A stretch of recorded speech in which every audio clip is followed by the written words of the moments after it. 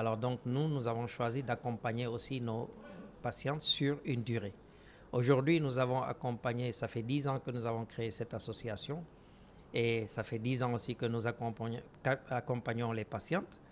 Et actuellement, nous avons plusieurs patientes qui sont en rémission et nous avons mis un programme de financement pour qu'elles reprennent leurs activités et commencent à vivre comme avant.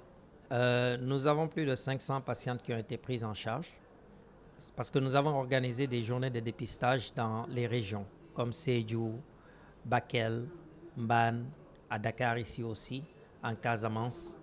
Et durant ces journées de consultation, nous avons gardé une base de données.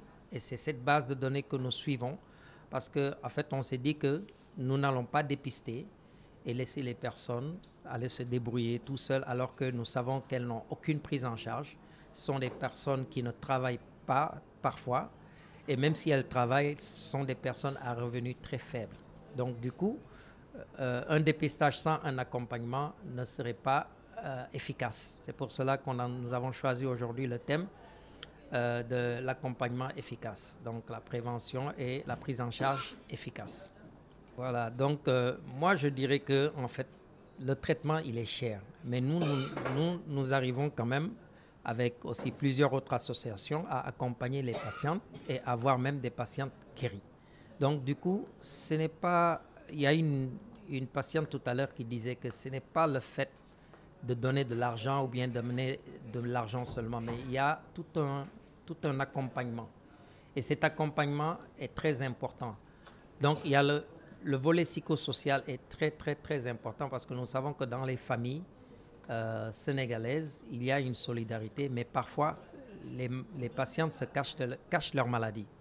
Parfois aussi, les patientes, il y en a, quand elles sont atteintes de cancer, elles sont abandonnées par leur mari, elles sont abandonnées par la famille ou bien elles n'ont pas tout ce soutien qu'il faut.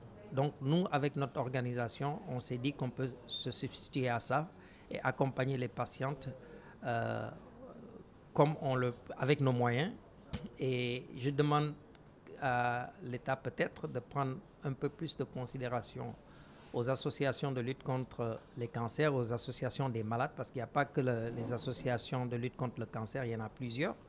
Et je ne sens pas ce que l'État a vraiment fait pour certaines associations, comme la mienne. Donc, mais je sais que l'État a fait beaucoup d'efforts si on parle en matière de santé. Parce qu'en voyageant dans beaucoup de pays, moi j'ai remarqué que ce que le Sénégal a fait dans le milieu de la santé dépasse de loin certains pays de la sous-région là où j'ai été et que j'ai constaté qu'on on a des acquis et maintenant il faut conserver ces acquis et peut-être améliorer et faire mieux. Pour faire mieux, on a des associations qui sont là, qui se battent pour faire un travail que peut-être le ministère de la Santé devait faire. Donc du coup, comme on travaille avec le ministère de la Santé, je crois qu'on aura besoin d'une meilleure organisation de toutes les associations pour que nous puissions mieux accompagner les patientes.